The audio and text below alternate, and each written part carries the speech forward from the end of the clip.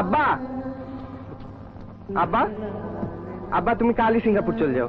আমি 5 লাখ টাকা এনেছি তোমার জন্য, এই যে। আব্বা, অপারেশনে ভয় পাও? অপারেশন করলে তুমি ভালো হয়ে যাবে। তুমি তো এখন সন্ত্রাসী।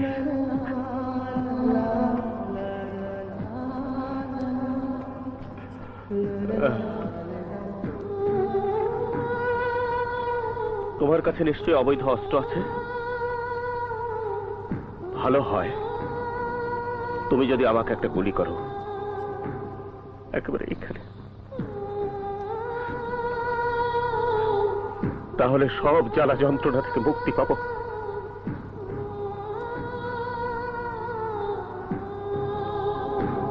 টাকাটা চাঁদাবাজি করে এনেছো না? কারণ তুমি একজন সাংবাদিক, তুমি একজন লেখক, তুমি এদেশের একজন বুদ্ধিজীবী, তুমি সমাজের বিবেক। তুমি যেদিন অসুস্থ হয়েছিলে সেদিনই উচিত ছিল এদেশের সরকারের তোমার চিকিৎসার সমস্ত খরচ বহন করা। বহন করেছে? করেছে? করে নাই, করে নাই, করে নাই। তুমি এখন বিনা চিকিৎসায় ঘরের মধ্যে ধুকে ধুকে মরছো। কিছুদিন পরে তোমার পত্রিকায় নিশ্চয় একটা আবেদন ছাপা হবে, সাংবাদিক আহাদ চৌধুরী অসুস্থ, মুক্ত হস্তে দান করুন। ভিক্ষা, ভিক্ষা, ভিক্ষার টাকা দিয়ে সাংবাদিক আহাদ চৌধুরীর চিকিৎসা হবে? ভিক্ষার টাকা চাইতে চাঁদার টাকা ভালো না? কি পেয়েছো তুমি? কি দিয়েছো আমাদের?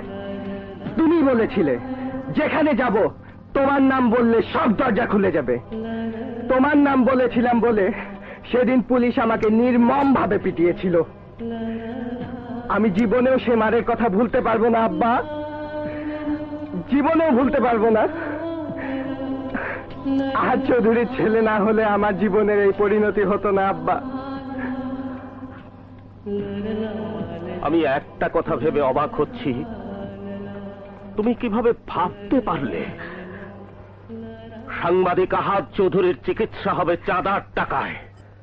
আব্বা, আপাতত এটা রাখো, চিকিৎসা হও, ভালো হও, ভালো হলে না হয় টাকাটা ফেরত দিয়ে দিও। মারুফ,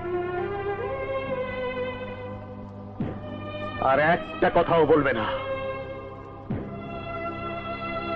মারুফ, চলে যাও এখান থেকে, আর কোনো দিন এ বাসায় আসবে না। তুমি আমার ছেলে, এটা আমার জন্য লজ্জা, এটা আমার জন্য ঘৃণা। তোমার জন্যে আজ আমি এইখানে দাঁড়িয়ে থাপ্পড় খেয়েছি। তোমার জন্য আজ সময় দিয়ে গেছে। তুমি যদি তাদের সাথে আজকের মধ্যে দেখা না করো,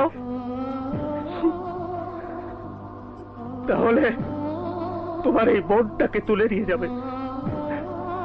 টাকা আমাকে নয়, ওদেরকে ফেরত দিয়ে অন্তত বোনটার ইজ্জত রক্ষা করো। বুবু, কে এসেছিল?